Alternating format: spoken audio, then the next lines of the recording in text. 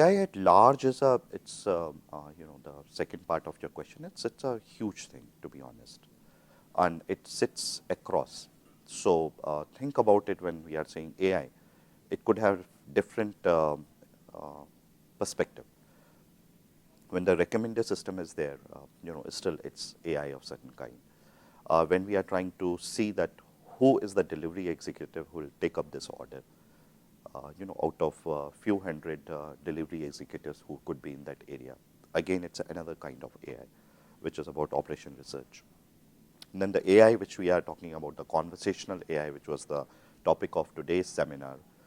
This conversational AI is something which it has already revolutionized the things in a certain way, because if we look at it, Alexa, the way it has come into the the homes, the Google Home, and when we are talking about Microsoft systems, they are already in some form or the other they have penetrated, and they have changed the way the customers interact with the machines. Now, the difference which we are talking here is that can this be a system which is more in the setup where a business gets opened up? Because when we are looking at a home setup, many a times the way the customers are interacting with these devices, they are still for their personal needs. That okay, what is the weather, what is the recipe, what is the the price of a particular item or something. But when the business side of it is there, that this conversational AI can open up things which are very, very different in nature. So just think about it that when the customer is coming on Swiggy's platform, they are expressing their opinion in a very raw format. What is that raw format? It's without any inhibition. Whatever is there in the mind, they are expressing it. And what is that value in it?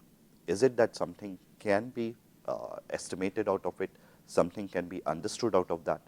And these understandings are the one which could be value for the business. So two aspects of conversational AI. One is more in the home setup, where it is meeting the needs of the customer in a particular way.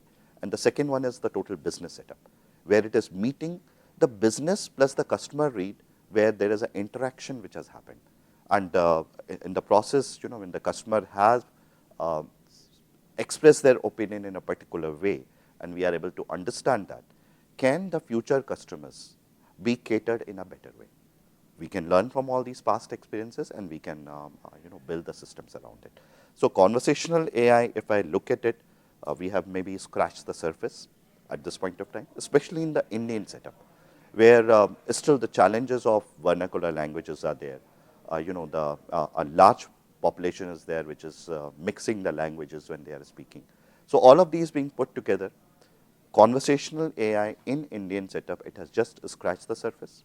And I'm very, very confident that in the time to come, to get the population which is still not part of this system, or who are not tech savvy, the newer systems which will be coming, they will be one who will be catering to the need of these.